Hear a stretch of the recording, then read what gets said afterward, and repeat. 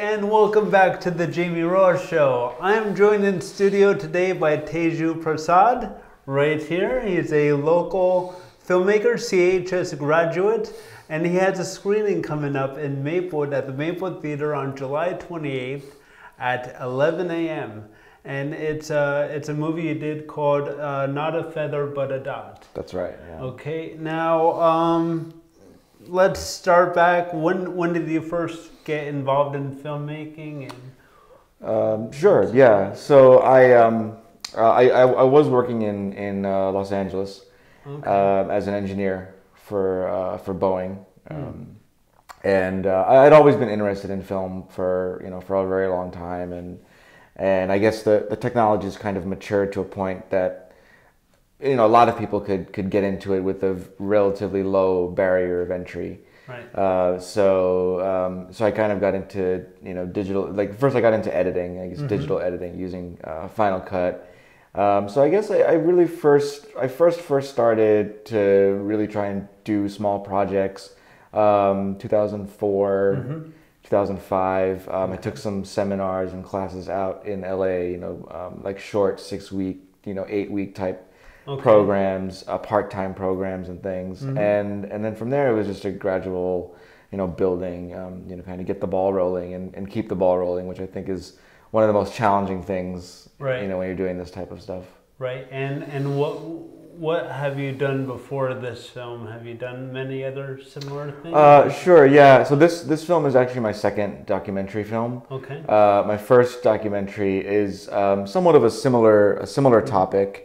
It deals with the immigrant experience, so to speak, cultural assimilation. That film, the title of the film is called "Creating Utsava, Creating a Tradition," and the story centers around a performing arts group that I'm connected with, and that has performed a lot of cultural shows that deal with Indian mythology and Indian culture. And the purpose of the group is to try and present a side of Indian art that isn't Bollywood, basically. A lot of Indian art, especially like cinema and music and dance, is really just Bollywood, which is part of the story, but it's not the whole story. Right.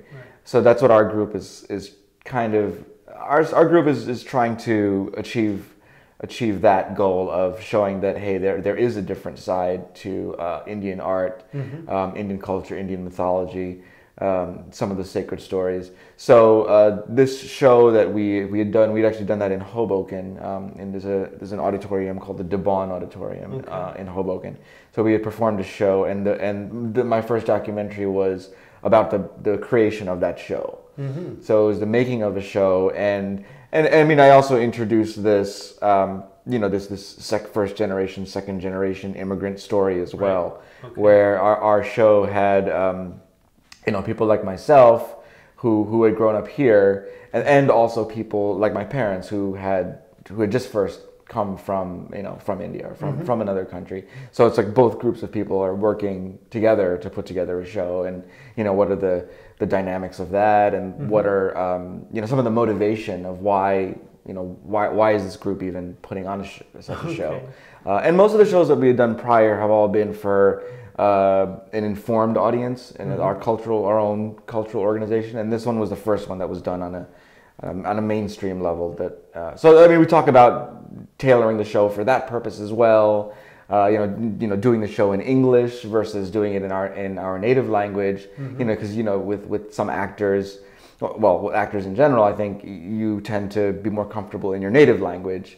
But when you have to act and emote in English in a language that is not your first language, there's a certain level of there's a challenge. That is a challenge in and of itself. Right. Yeah. So when was that documentary done? When did you work?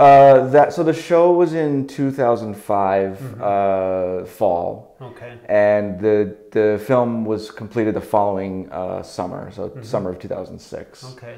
Yeah.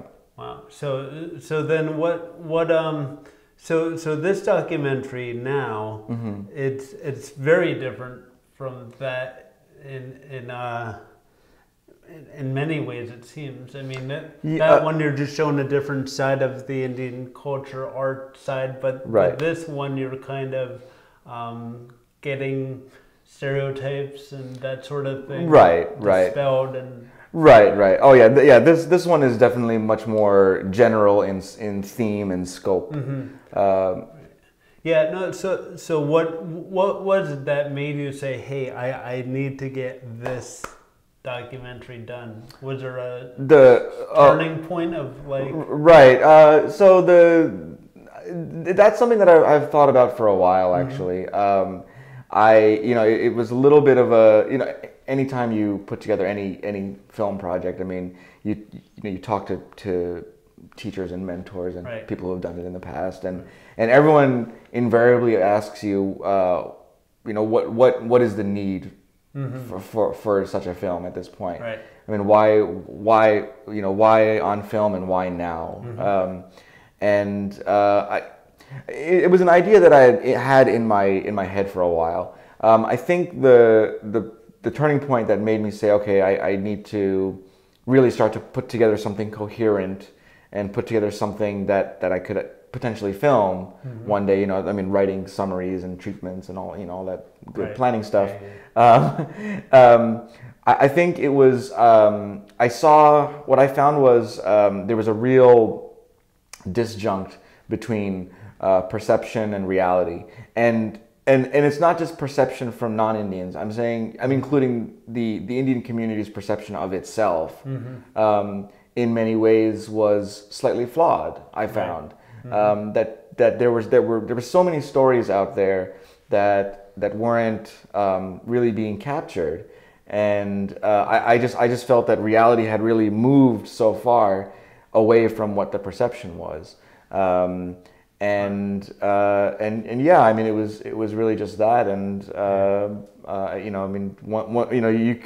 you start off small, and you set small goals, and then eventually you kind of keep at it, and the ball gets rolling, and Right, and for those who are curious about the movie, there's a trailer. I think I'm going to embed it right below us. So okay, right there. Okay. Yeah. So if you want to take a look, you see, like it's funny that you actually in the trailer you see the part where you're quizzing Indians on the street to spell. Sure. Things. Yeah. So was that tricky? Were these people like, why are you asking me to spell a word? It's interesting. Yeah. I mean, some people were most people were, a lot of people were good sports. They I guess they kind of understood the underlying message, which is, hey, not everyone is a great speller. Right. But some people, a lot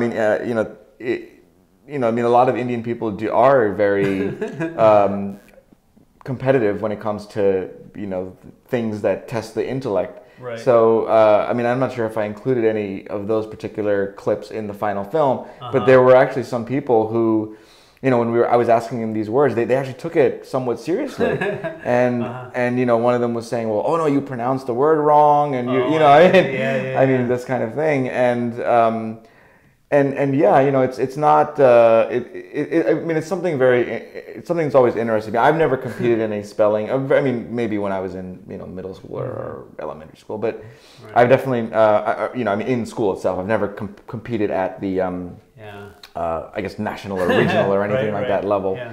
But it is. A lot of people reference make tongue-in-cheek references about it, but I think it's like the last 3 or 4. Scripps Howard's champions have all been Indian American, which is, it's not something. It's something that is. It's just. It's just a noticeable thing. It's an uncanny thing. So it doesn't. If people say, oh well, yeah, all those Indian guys they can spell. That comes from somewhere. I speak with an actor who of Indian background who has been acting since the late '80s. Right. And he when he first started acting, there weren't too many Indian roles on television, and the ones that were there were all these very what one might consider very stereotypical roles. And he even says that in the film. He says, a lot of the roles I was getting were, cab drivers and convenience store employee. And he says, well, people always asked him, does that bother him and does that make him feel bad or something? Right.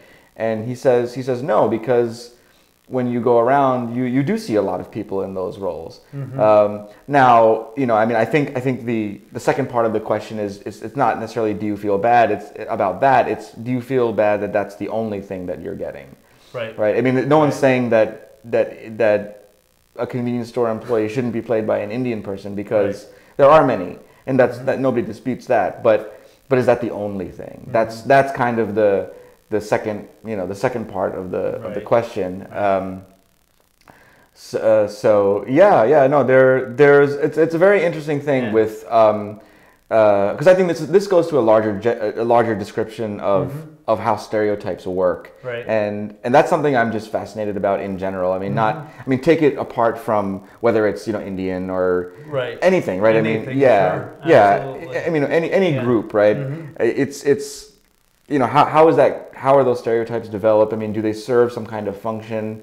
I speak with a professor of psychology in the film who actually does a lot of studies on measuring stereotypes and how they're formed and how they're changed. And a lot of times when a certain perception is held about a group, if you see someone that breaks the mold of that group, a lot of times people will say, okay, well, that's an exception and that's an outlier. Right. So you do see an exception, but it doesn't do much to change the underlying, right? I mean, you could even say it. I mean, people from Maplewood versus people from South Orange. There might be some stereotypes like Maplewood people are like this, or South Orange. Maplewood people are cooler than South Orange. Well, sure, okay, yeah. I mean, I didn't want to say that. All right, we'll keep that between us. Right. But and so at the end of the movie, do you feel like you've got your point across? Do you feel like this might change perceptions? I think so. Yeah, I think it would definitely. I think the goal of the film actually changed a little bit in the process of making it. Okay. In the beginning, it was more about okay, I just want to dash all these stereotypes, that sort of thing, and that is a goal. Towards the end, it was really more. I mean, what I learned about it is that there's certain. I guess the best way to describe it is I was really trying to answer the questions of are stereotypes internally generated or are they externally generated? As a person, if you're a member of a group, is it your responsibility to change the stereotype, to go out and break it yourself, or do you have to do you have to prevent other people from making such stereotypes, right? It's a very interesting thing where if you're if you've been given all this input as to how you should behave and what you should do and how you should act, who's, I don't want to say fault, but where's the responsibility, right? Where does it lie? I mean, a lot of people might say, well, it lies on the person. But a lot of people might say, well, this person received all these signals and inputs growing up. So that leads. So it was that conflict. In a way, I think the film it kind of mirrors the confusion, so to speak, that many second generation immigrants have. The film itself, because it looks at it and says, well, there's no real answer as to. Another big thing that's discussed is the idea of assimilation and cultural assimilation, and this is shared with every immigrant group that's come to the United States over the past 100 years or 150 years, and every group at one point, I'm sure, went through this internal dialogue with itself of, oh no, don't act this way because that's American, or I want to act this way because it's American, this idea of what values do you retain from your host culture and what values do you say, okay, well, I'm gonna cast those aside, and I'm going to adopt the values of the of the culture you're living in.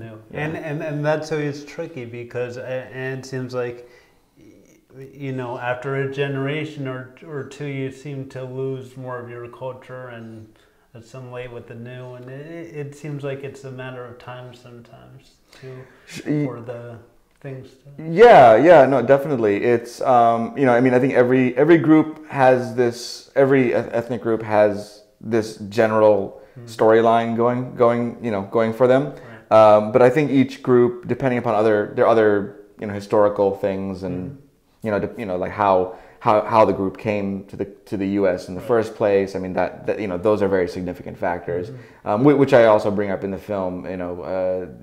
Yeah.